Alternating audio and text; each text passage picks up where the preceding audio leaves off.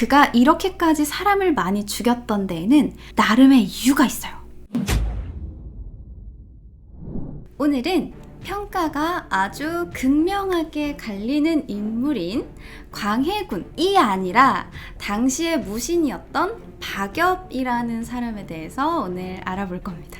이 박엽이라는 사람은 어렸을 때부터 총명하고 재주가 빼어나서 주위 사람들이 놀랄 정도였다고 합니다. 그런데 총명할 뿐만 아니라 효성도 지극해서 어머니가 병에 걸려서 위독해지자 본인의 손가락을 잘라서 피를 내어 어머니께 바쳐서 어머니가 낫다라는 이야기도 있어요. 여기까지는 근데 옛날 이야기에 나오는 아주 평범한 수준이에요. 다들 부모님 하나 정도는 살리고 어렸을 때 수제 소리 듣고 천재 소리 듣는 거는 기록에 남아있는 사람들이라면 다 이제 한 줄씩은 있는 거잖아요. 근데 이 박엽이라는 사람은 20살 무렵에는 임진왜란이 일어나서 사람들이 전부 다 피난길에 오르잖아요. 근데 이때 할머니를 업고 피난을 해가지고 온갖 고초를 겪으면서 살아남았다고 합니다. 이후 1597년 선조 때에 별시 문과에 병과로 급제를 해서 1601년부터 정오품, 병조, 정랑, 종육품, 해남, 현감 등을 역임하게 됩니다. 사실 근데 과거에 급제했다라는 자체만으로도 당연히 대단한 일이기는 해요. 근데 병과라고 하면 과거 급제 중에서도 조금 하위에 속합니다. 이 과거 급제에 대해서 잠깐만 이야기를 할게요. 물론 이순신 장군도 병과에 급제를 했던 거라서 그 사람이 얼마나 뛰어난지랑 이거는 전혀 상관이 없긴 하지만 그래도 일단 과거 급제라 하면 우리가 보통 장원급제라고 알고 있죠. 장원급제 이외에는 사실 잘 몰라요. 근데 이 장원급제 이외에도 장원급제를 포함해서 과거 시험 1, 2, 3등을 차례로 장원, 방안, 탐랑이라고 부르며 이 세 명이 바로 갑과입니다. 그리고 그 밑에 시대에 따라서 인원수가 조금씩 다르기는 한데 을과가 있어요. 이 을과는 한 3명에서 7명 정도. 그리고 그 밑에 나머지가 그냥 다 병과예요. 그래서 갑과, 을과, 병과 이렇게 세 분류로 나뉩니다. 그래서 요 박엽은 병과, 그러니까 약간 하위 쪽에 합격을 한 겁니다. 그래도 몇백 명 모이는 자리에서 그 중에서도 막 33명 추려갖고 올라오고 막 합격하고 이런 건데 당연히 대단하죠. 자, 그렇게 과거의 급제에서 정오품, 육품 자리를 역임을 하다가 1608년에 광해군이 딱 즉위를 하자 박씨 집안이 서인인 것과는 반대로 이 박엽이라는 사람은 친광해군파가 됩니다. 이때의 서인은 나중에 광해군을 몰아내고 인조를 올리는 인조 반정을 주도할 세력이 바로 서인이에요. 그렇게 친광해군파였기 때문인지 뭔지 모르겠지만 어쨌든 모종의 이유로 광해군의 신임을 받아서 광해군 9년 이후 6년 동안 종 2품에 해당하는 평안감사로 재직을 해서 평안도의 방비를 튼튼하게 했었다고 합니다. 그런데 우리는 이때 당시에 평안도 관찰사라는 지위가 어떤 의미를 가지고 있는지 조금 눈여겨볼 필요가 있어요.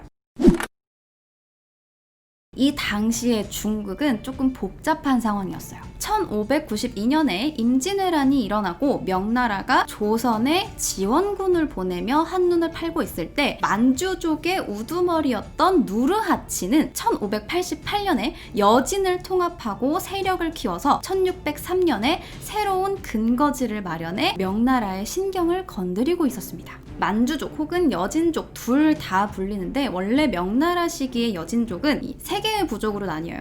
건주여진, 해서여진, 야인여진 이렇게 세 개로 나뉘는데 누르하치가 속한 곳은 건주여진입니다. 근데 이 누르하치의 아들이 여진이라는 말을 금지시키고 나서 그냥 다 통합해서 만주족이라고 그냥 불러요. 그리고 1616년에 이 여진족은 그들의 조상이 세웠던 금나라를 계승하겠다라는 뜻으로 후금이라는 나라를 세우고 1618년에 정식으로 명예 선전포고를 하게 됩니다. 근데 옛날의 명나라였으면 후금의 이런 도발은 그냥 무시할 만한 수준이었을지 몰라요. 일단 후금은 명청 교체 시기까지만 해도 인구수가 총 100만 명 정도밖에 안 됐고 명나라는 이 당시 1억 5천만 인구였으니까 인구수로만 본다면 후금은 당연히 명나라의 위협적인 존재가 전혀 아니었겠죠.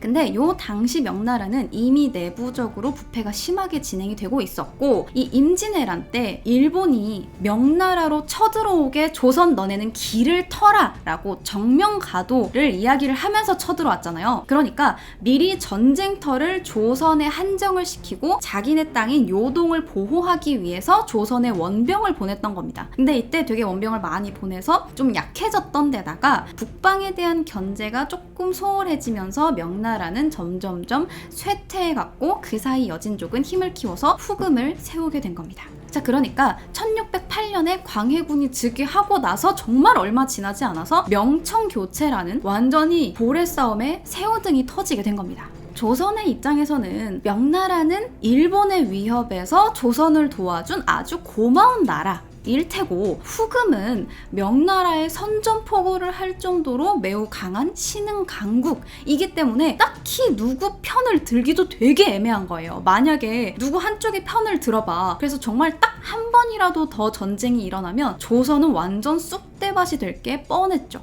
자, 하지만 조선이 고민하고 있는 와중에도 중국의 패권 싸움은 계속 진행 중이라서 후금은 명나라랑 전쟁을 하고 있을 때 조선이 뒤에서 칠 수도 있겠다라는 생각을 해서, 너네 우리나라랑 외교 관계를 맺지 않으면 우리는 너네를 먼저 침략할 거야, 이렇게 선포를 해버립니다.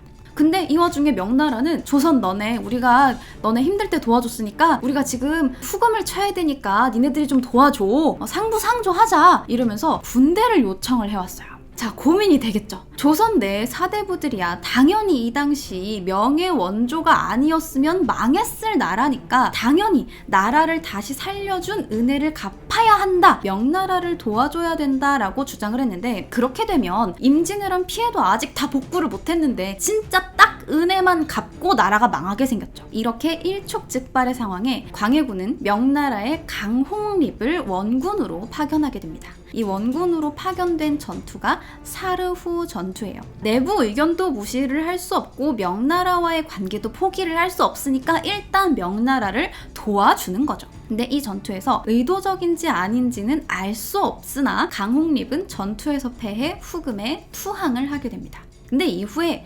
강홍립은 여진족과 힘써 싸우지 않고 항복하였으나 광해군은 강홍립에게 따로 처벌을 내리지 않았다라는 기록이 있는 것으로 보아 광해군이 이걸 지시까진 하지 않았더라도 이것을 어느 정도 예측은 했을 것으로 추측이 됩니다. 그렇게 차례로 명나라와의 전투에서 승리한 후금은 1621년에 명군을 만주에서 완전히 몰아내게 됩니다. 이렇게 중국의 판도가 요동치고 있을 때 광해군은 명나라가 후금을 완전히 멸할 수는 없겠다, 완전히 이길 수는 없겠다라고 생각을 해서 중립 외교를 시행한 겁니다. 지금 생각하면 이게 너무 지금 당연한 일인 거죠. 이게 실리적인 외교처럼 보이는데 이때가 언제예요? 전하, 종묘와 사직을 보존하시옵고 제 말을 안 들으실 거면 그냥 죽이시옵소서. 아니, 후금이랑 친하게 지내시겠다고요? 명분은 있으세요? 이거 할 때잖아요. 지금 명분이 없잖아요. 명분이. 이 명분이 없다 아닙니까? 명분이. 후금이랑 왜 친하게 지내야 되는데요? 우리가 명나라와의 의리까지 져가면서. 그러니까 이 광해군의 중립 외교는 엄청나게 심한 반발을 사게 됩니다. 광해군의 중립 외교는 명나라와의 의리를 저버리고 사사로이 국익을 쫓는 것처럼 보여서 비판을 받는 일이었고, 바로 그 비판을 받는 중립 외교의 핵심이 되는 지역이 바로 만주 지역입니다. 즉 평안도는 고래 싸움의 최전선에 있는 곳이나 다름없었고, 서북면의 병력 지휘와 예민한 외교 문제 모두를 담당해야 했던 평안도 관찰사가 바로 박엽이라는 사람이었던 겁니다. 그런 평안감사를 6년 동안이나 계속했다는 건 그만큼 능력이 있었다는 거겠죠? 실제로 박엽은 중국어에도 상당히 능통했고 광해군의 대리인으로서 후금의 누르하치와 외교를 유지하면서 명나라 장수랑 서로 시 주고받고 막 이럴 정도로 사이좋게 지냈기 때문에 외교도 굉장히 유지를 잘 했어요. 그리고 전투에서도 상당히 뛰어났기 때문에 박엽이 평안감사가 되자 오랑캐들이 그를 두려워하여 10년간 조선을 넘보지 못했다라는 기록이 있을 정도입니다. 이게 그냥 기록 한 줄 이게 아니에요. 어느 정도였냐면 한 번은 박엽이 지방을 순시를 하다가 구성이라는 지역에 딱 도착을 했는데 마침 청나라 병사가 와서 이 성을 포위를 했다고 합니다. 근데 다음날 박엽이 사람을 시켜가지고 술이랑 꼬치를 다 이제 만들어서 준비를 해가지고 청나라 군사들한테 다 나눠줬는데 그 수가 정확해서 모자라지도 남지도 않았다고 합니다. 그래서 이것을 목격한 청나라 장수는 크게 놀라고 괴이하게 여겨 박엽을 신이라고 하며 포위를 풀고 가버렸다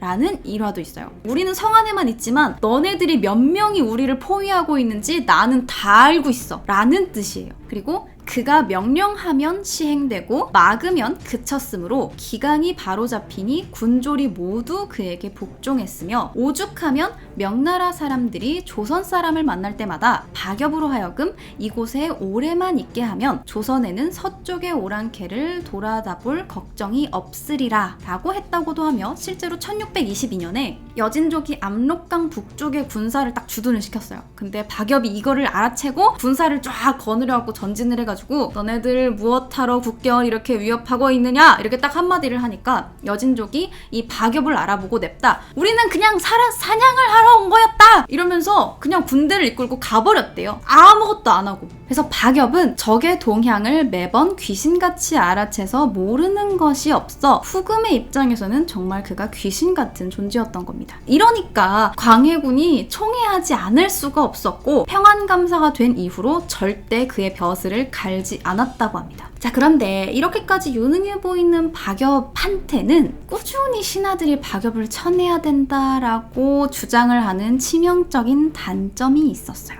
이때부터 평이 갈리기 시작합니다. 바로 박엽의 성질이 매우 포악하다는 것이었어요. 그는 선조 때부터 꾸준히 어리석고 망령되다 라던가 경솔하고 단정하지 못하다 라고 묘사가 되고 있고 광해군 때 역시 사헌부가 의주부윤 박엽은 사람됨이 포악하여 백성들의 목숨을 초계처럼 보아 벼슬살이 가는 곳마다 살인을 능사로 삼았습니다. 근래에 본주에 제수되자 더욱 그 도끼를 부려 무고하게 피살된 숫자를 알 수 없을 정도였으므로 아전과 백성들이 놀라 서로 잇따라 흩어져 중요한 요새지가 날로 비어가고 있습니다. 백성의 고혈을 짜 긁어모으고 여종을 간음하는 것에 있어서는 그의 여사입니다. 이러한 사람은 예사로 다스려서는 안 되니 관직을 삭탈하라 명하소서라고 관언을 하면서 사헌부뿐만 아니라 사간왕까지 전부 다 들고 일어난 거예요. 근데 광해군이 이걸 듣지 않았어요. 아까 절대 벼슬을 갈지 않았다고 했잖아요. 광해군이 이걸 듣지 않으니까 간관들이 그냥 사표를 던져버려요. 지금 박엽 이거 해임 안 하면 우리 일 안 해버릴 거야 이렇게 하는 거예요. 진짜 패기 장난 아니에요. 여기는 조선입니다. 그리고 이 외에도 속잠록의 기록을 보면 그가 평안감사 재임 때 음탕하고 포악 방자하며 거리낌이 없어 새로 행랑 70여 칸을 지어 본의 명창 100여 명을 모아 날마다 함께 거처하며 주야로 오락과 음탕을 일삼았으며 조세로 바치는 쌀인 결미를 곱절로 늘려 독촉하여 이행하지 않으면 참혹한 형을 가하였다 라는 기록도 있습니다. 자, 그런데 그가 이렇게까지 사람을 많이 죽였던 데에는 나름의 이유가 있어요. 이유 있는 일화가 한 가지 있습니다. 바로 박엽이 점 보는 걸 굉장히 좋아하고 미신을 잘 믿어서 기가 막히게 미래를 점친다는 중국인 점술가를 만나서 점을 쳤는데 점술가가 매우 기이한 결과를 내놓습니다. 1만을 죽여야 당신이 살 수 있을 것이다. 이렇게 이야기를 하는 거예요.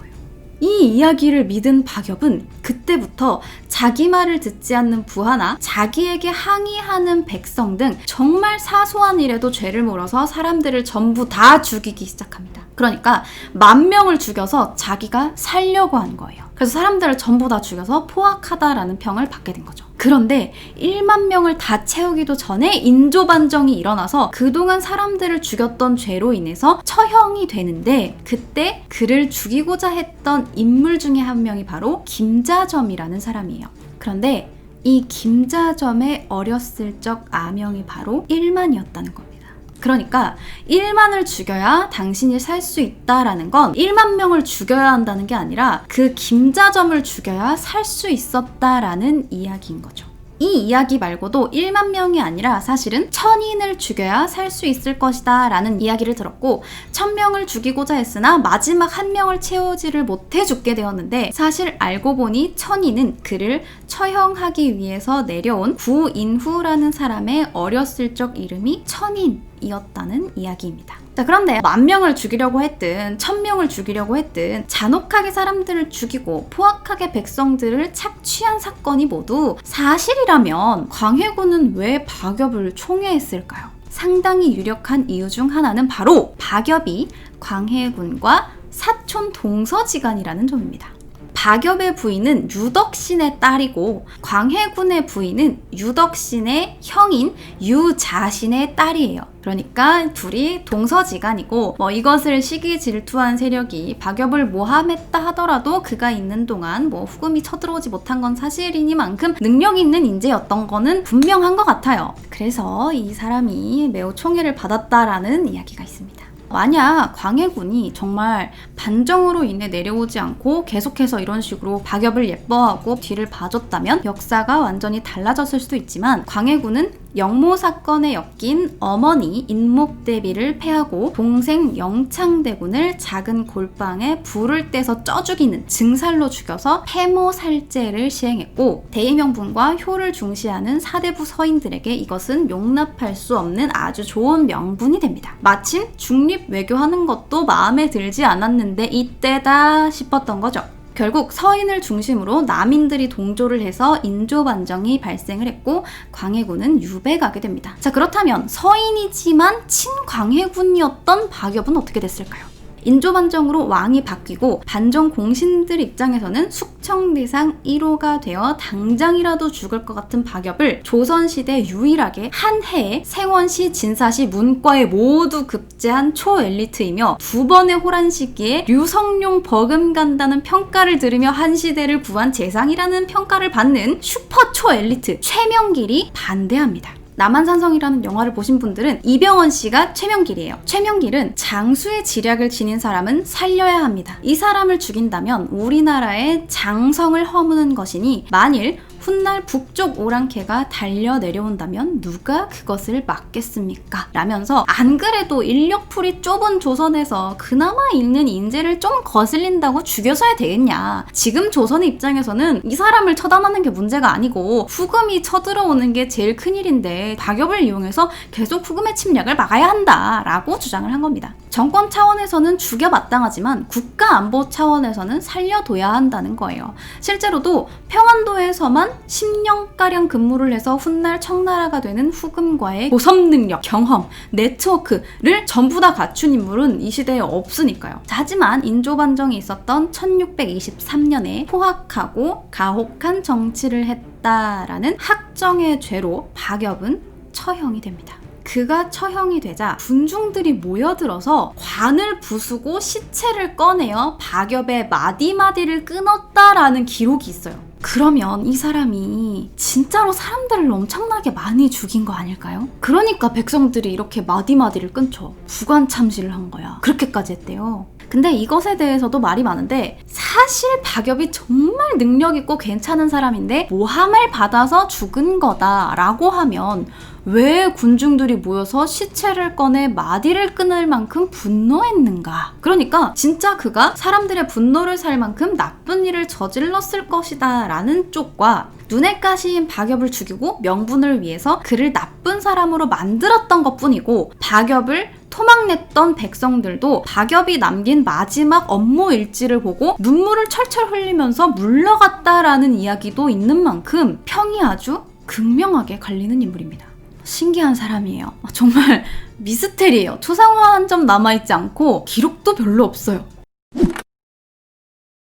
이후 박엽을 대신해서 평안도로 보내진 사람은 반정 공신이었던 이괄이라는 사람입니다. 그는 서인 공신들에 의해 배척받아서 역모를 꾀한다라는 혐의로 주위 사람들이 전부 다 고발이 돼서 전부 다 문초를 받게 됩니다. 이괄까지 잡아서 당연히 문초를 해야 한다라고 주장을 했는데 인조가 이걸 승인하지 않아요. 대신 우리 이괄의 아들인 이전을 잡아다가 한양에 압송해서 문초를 해보자 합의점을 찾아본 거죠. 근데 자기 자기 대신 아들이 영모죄로 끌려가서 처형당할 수도 있는 위기에 아버지가 그게 가만히 있는 게 정상입니까? 아니죠. 이괄은 역적의 아비가 무사한 경우가 있느냐라면서 이왕 죽을 거 찍소리라도 내보자 싶었는지 금부도사를 죽이고 반란을 일으켜버립니다. 나라를 지키라고 준 12,000의 군사를 이끌고 20일 만에 파죽지세로 남하를 해서 한양으로 진격을 해버리죠. 그래서 자기가 믿고 임명한 사람한테 털리게 생긴 인조는 놀래서 공주로 도망을 갔고 이것이 이괄의 난입니다. 조선 역사상 반란에 의해 왕이 도성을 떠난 유일한 사건이에요. 근데 인조의 이런 스펙타클한 인생은 여기서 끝이 아니에요. 최명길의 말을 듣지 않고 박엽을 끌어내린 여파가 찾아왔고 친명배금 정책을 했던 인조는 결국 1627년 정묘호란을 겪고 1636년에 병자호란을 겪으면서 삼배구고두례 혹은 삼괴구고두례라는 치욕적인 삼전도의 굴욕을 겪고 청나라 황제의 공덕을 기리는 삼전도비를 세우게 됩니다. 그래서 이 병자호란 당시 청나라 사람이 이렇게 이야기를 했다고 해요. 만약 박엽이 있었다면 우리가 조선에 들어올 순 없었을 것이다. 너희들은 너희의 손으로 만리장성을 무너뜨린 것이다. 라고 이야기를 했다고 합니다. 그가 정말 탐관오리였고 학정을 저질렀던 희대의 살인마로 볼 것인지 능력 있는 인재였으나 패주, 광해군의 사람이라는 이유로 역사 속에서 안타깝게 사라진 인물인지는 여러분들이 판단하기에 달렸습니다. 오늘 자기가 살기 위해서 10,000명을 죽이려고 했던 사람 박엽에 대한 이야기는 여기까지입니다.